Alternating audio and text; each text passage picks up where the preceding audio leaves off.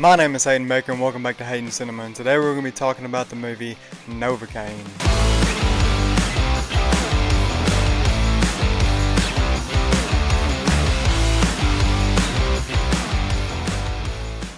So Novocaine tells a story about Nathan Kane, played by Jack Quaid, who works at a bank and he's starting to find a love interest in this girl that he also works with, and they're getting robbed by these three robbers who are wearing a Santa Claus outfit, and once they take her hostage, he is on this very hijinks chase and uses the fact that he can't feel pain to his advantage. But real quick before we get into the review, make sure you hit that subscribe button if you're new here, and turn on your notification bell. That way you stay up to date with all of my posts, and be sure to share the video as well. It really helps me out. So first things first, with all the good of the film, Jack Quaid is just awesome, and I had no doubt that he would be. I'm starting to become a really big fan of him. The first film I seen him in was Scream 5, or Scream, whatever, but then earlier this year we had him in Companion. That I absolutely loved that film, and now we have him in this, and it's no different here. He's just as awesome. The way that he emotes, the fact that he can't feel pain, I know that had to have been pretty hard. I think he even said in an interview that he kind of had to backwards and like unengineer the way a human body reacts, and that, you know, he's getting hit in the face, like he's okay to go with a punch, but his eyes and his emotions cannot show that he felt that. So I thought that was really good, and that he did very good at that. The movie also does a really good job at explaining his condition, CIPA, congenital insensitivity to pain with anhidrosis, and they give a good backstory to him, and it all comes together and makes sense in the end. I also thought that the chemistry between Jack Quaid and Amber Midthunder was also really well done, and very convincing in the way that they play that out. Again, their chemistry's great.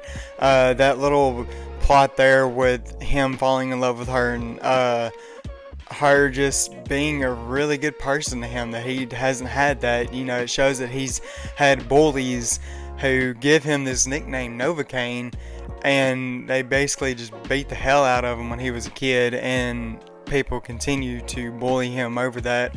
And she really shows her empathetic side towards him, and it makes you genuinely care for her just as much as you do for him, and you really start to root for these characters to fall in love with each other. Also, I really thought that the camera work and the direction by Robert Olson and Dan Burke was fantastic. The way that their camera is just panning and tracking on Jack Quaid's face as he's going through all these things and getting hit and booby traps and stuff, and just showing that he isn't feeling any pain, that he doesn't want any of this to happen, that he's still scared, he still flinches, but he doesn't feel it once it happens. And the way that they also stay focused on his hands, and also tracking his hands, like when he reaches in the deep fryer and grabs the gun, or when he grabs this hot frying pan, and I thought that was really clever. Also, Nathan Kane's character development is done and played out very well, and all of his motivations and what he is doing, and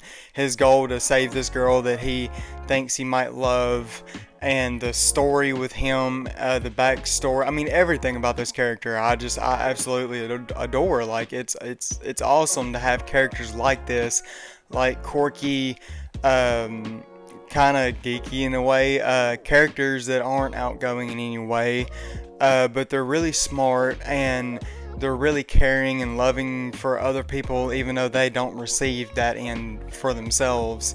And he's just a wonderful character to follow. Also, it was really nice seeing Jack Quaid play a character like this when I'm so used to him playing the bad guy.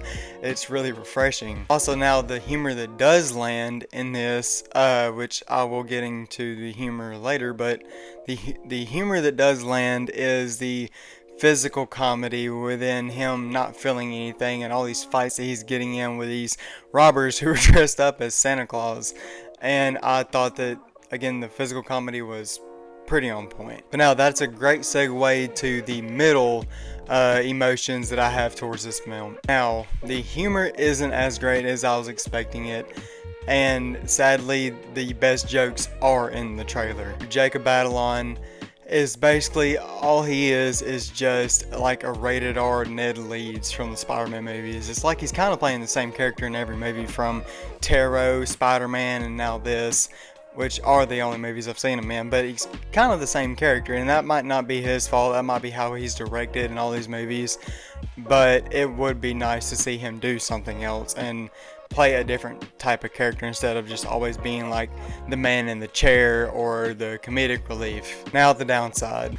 I was not interested in all at our main antagonist and was also pretty disappointed in who our main antagonist was, and I just didn't care for their really charismatic acting, and I don't know if that's the actor, I don't know if that's how Robert and Dan directed him, but I just didn't care for it, and the motivations that they give the antagonist I also didn't care for. Out of the three robbers, there was one that I was really interested in, and unfortunately I really hate that he didn't end up being the one who was the head man of the whole thing, but it was iffy. But overall, I really did have a really fun time with it. And again, Jack Quaid was amazing. And Amber Mid-Thunder, I thought she was incredible too.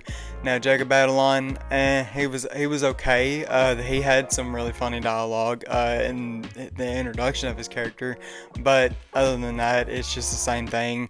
Again, the motivations and the way that they chose who the antagonist is to be, I didn't care for, and the antagonist himself, I didn't, and that's basically it. But other than that, I still had fun. It's still a great watch, very rewatchable movie, good pacing, so I can't wait to buy this on Blu-ray and watch it over and over again. Like, it is one of those. So my overall rating for this film is going to be a 3.75 out of 5. And what's your favorite Jack Quaid movie, and also what's your favorite movie of the year so far? If you liked this review, please hit that subscribe button and hit your notification bell, that way you stay up to date with all of my posts. And make sure you share this video, please. It really helps me out, and I appreciate each and every one of you. Also, be sure to follow me on all of my socials. They'll all be linked down in the description below. I hope you enjoyed watching this just as much as I enjoyed making it for you, and I'll see you all next time.